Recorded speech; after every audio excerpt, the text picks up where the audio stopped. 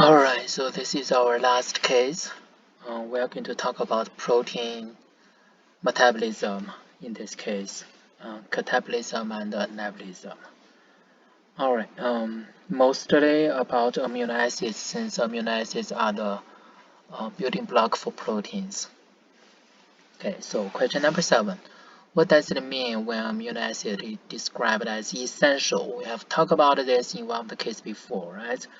Essential amino acids. What does it mean? It means that we cannot synthesize those amino acids by ourselves. We can only take them from diet. Okay? We can only take them from food. Cannot synthesize them. So there are about 10 essential amino acids and totally 20 amino acids that we have in our system. Actually 21, but around 20. So that means that our system can synthesize 10 amino acids, right? And there are 10 that we cannot synthesize, and they are called essential. So I will show you how we synthesize those amino acids in our body later in question number 10. Okay. So question number 8. When protein is consumed, can those amino acids be used directly as a building block for protein synthesis in the body? For example, when I have meat, it contains a lot of protein, and it has those essential amino acids like arginine, histidine. Okay, and I'm going to absorb those amino acids to my system. So can I use them directly for protein synthesis?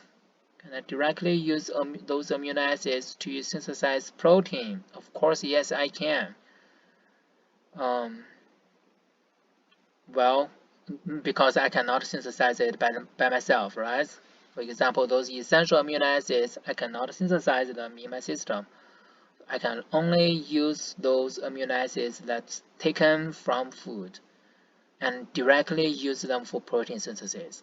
I can also use those non-essential amino acids from diet and use them as building block for protein synthesis. So that's for sure. But in some cases like starvation, like when people don't have food for a long time, and we are going to use amino acids as energy molecule. So we are going to degrade amino acids and use them to generate energy. So that's some kind of extreme cases. But normally we directly use amino acids taken from food as building block. Next, number 9. Actual glucose is stored as glycogen. Okay, so we have talked about several um, types of biomolecules. Glucose is stored as glycogen, right? We also have talked about lipids. Lipids is stored as another kind of molecule. What is that? It is TAG, triglycerides, right? So lipid is stored as triglycerides. How about amino acids? Okay, what if I have a lot of amino acids in my system and don't use them? So how can I store them? I cannot directly store amino acids. Okay, I cannot directly store them, but I can process them. I can process amino acids, change it, and then store as carbohydrates or fats. So I'm going to change amino acids to carbohydrates or fats. By the way, carbohydrates is mainly made of what kind of elements? What types of elements do you find in carbohydrates? Well, we do have carbon, we also have hydrogen and oxygen, right? So CHO. How about fats? Fatty acids, for example. Well, fatty acids also have carbon, hydrogen. Does it have oxygen? Yes, it does, because it has carboxylic acid, right? So fatty acids, it has carboxylic acid, so also CHO. How about amino acids? What kind of elements does amino acid have? Well, it also have hydrogen, carbon, oxygen.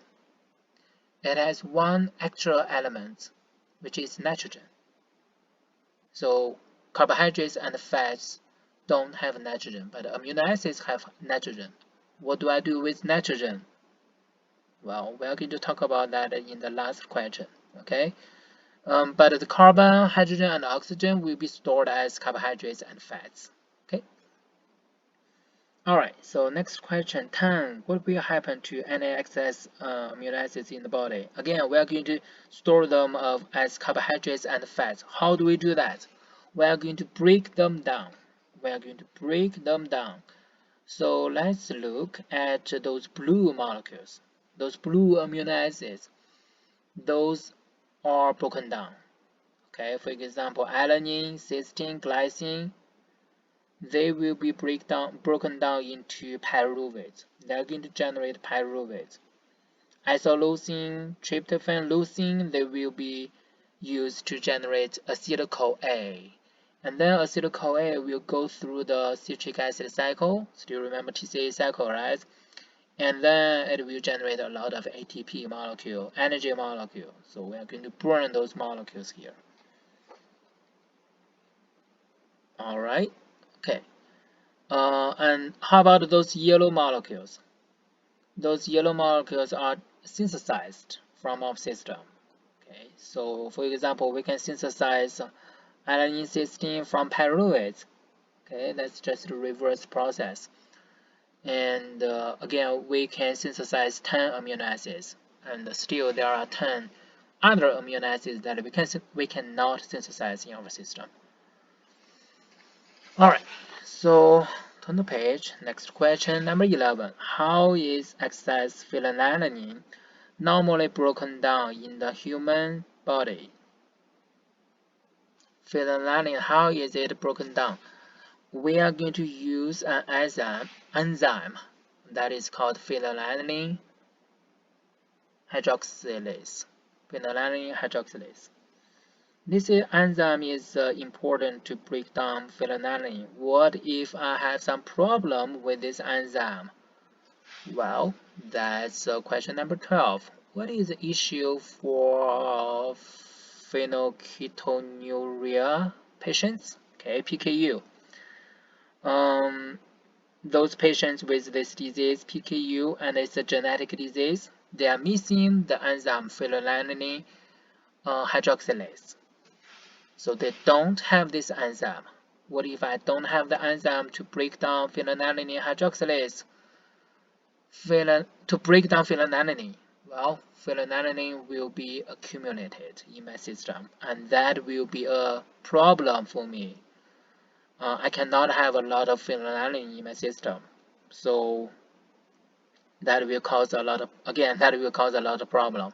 How do we solve the problem? How do we treat the disease? Well, it's very simple. You just don't eat any phenylalanine. Okay, you don't eat phenylalanine from food. That will be a pretty good treatment for this disease. Okay. Alright, next question. What is okay, so part 2. We are going to talk about nitrogen here, right? Still remember, we have 4 elements in amino acids: carbon, hydrogen, oxygen, and nitrogen. We can change carbon, hydrogen, oxygen to carbohydrates or fatty acids, but what do we do with nitrogen? We have to get rid of it. So we have to get rid of nitrogen. We are not going to use nitrogen for other biomolecules, okay, except DNA, okay. So how do we get rid of nitrogen from amino acids? We are going to make urea. Going to use urea. Number 13. What is the structure of urea? It looks like this. Okay. So still remember the carbon C double bonded O in the middle, right? So what is the name of this functional group? It is ketone, right? It is ketone. So this carbon is linked with 2 nitrogen. Actually, let me think. C-O-NH. Well, you can also call it amide, right? C-O-NH. That's probably an amide. Okay. Anyway, how many nitrogen do we have in this urea? 2 nitrogen. Okay, that's a lot of nitrogen. So urea is a pretty good molecule to get rid of nitrogen because it contains a high percent of nitrogen in this molecule. And there is another reason why we use urea to dispose nitrogen, okay, rather than use ammonium or ammonia. Okay, ammonia is NH3, ammonium is NH4 plus. Why do we not use ammonia or ammonium, but urea? Okay, let's look at those 2 molecules. Oh, I didn't have the molecular structure of ammonia here, but you know that it's NH3, right? Let's compare NH3 with urea. Which one is bigger? Apparently, urea is bigger than ammonia, right? Since urea is bigger, first of all, urea is non-toxic. It's not toxic, okay? And it's highly soluble, all right? But ammonium, it has a bad smell and it's probably not good for our body. Yep, that's one reason. And also, since urea is a bigger molecule, it doesn't pass through cell membrane easily. Okay, and that's super important. We don't want nitrogen to pass through cell membrane because we want to concentrate it. We want to concentrate nitrogen in the kidney. Okay, that's what our kidney do. Kidneys can concentrate and concentrate nitrogen, get rid of water, uh, so that we can expose nitrogen in the relatively low volume of water. Why is that important? Because we want to save water. Water is super important for us. For that's for human beings, right? That's for us. What about fish which live in water? Well, water is not a problem for them, therefore they use ammonia to dispose of nitrogen. Okay, but for us, water is super important. That's why we use urea. Again, well, you need to know why we use urea to dispose nitrogen instead of ammonium. Okay, because first, urea is non-toxic. Second, urea is highly soluble. Ammonium is also soluble, but it's a gas. Third, urea is bigger molecule, so it doesn't pass through cell membrane easily. Therefore, we can concentrate urea. Those are the reasons. Next, 15. Where is urea produced?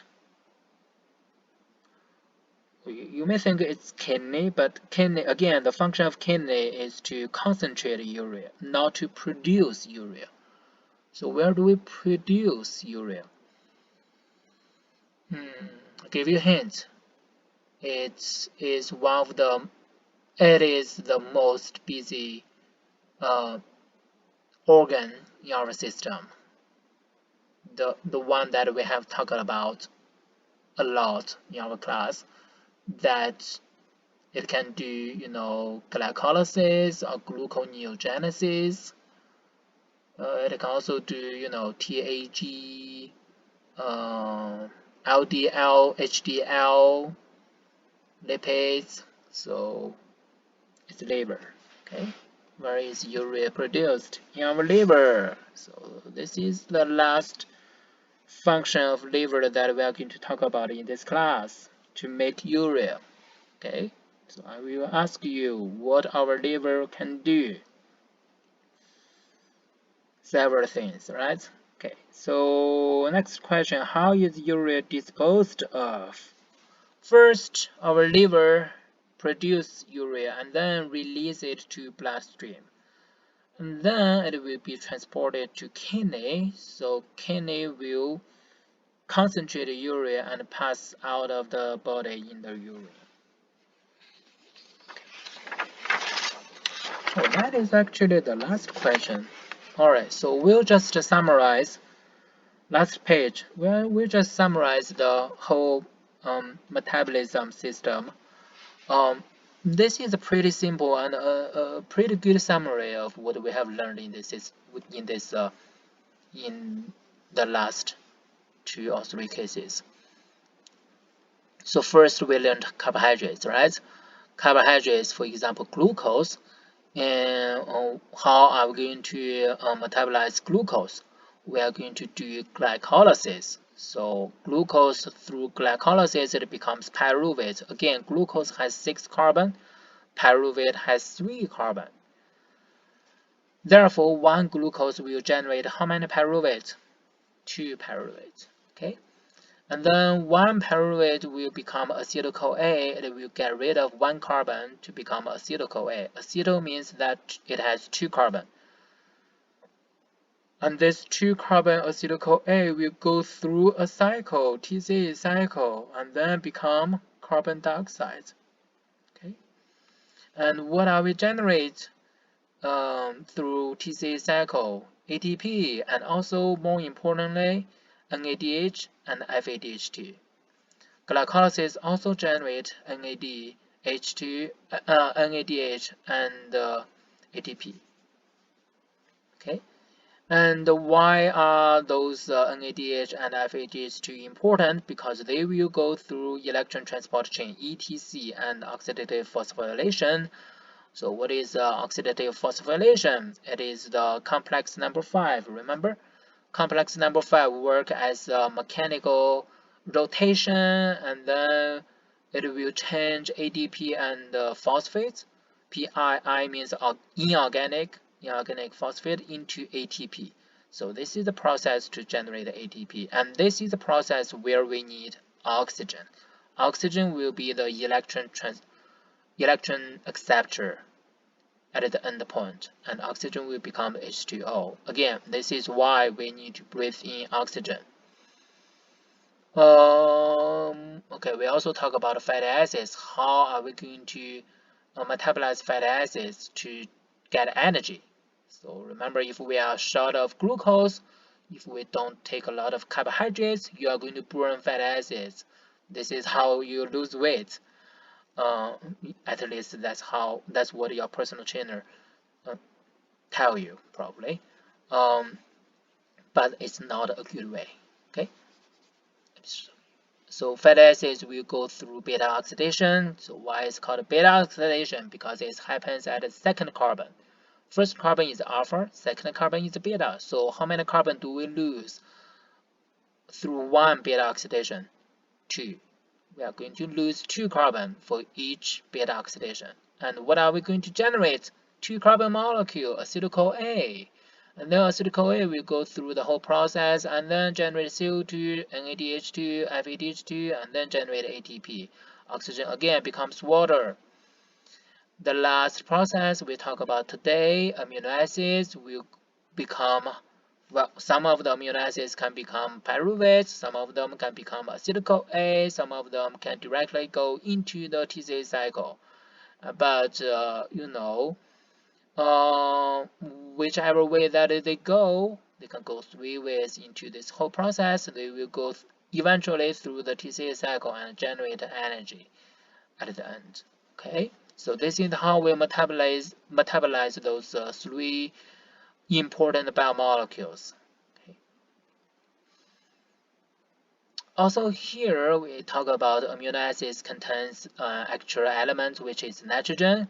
And how do we get rid of nitrogen? Not in the form of ammonium. So this is ammonium, NH3, not in the form of ammonium, but in urea, okay, which is C double bonded O with 2 nitrogen on each side.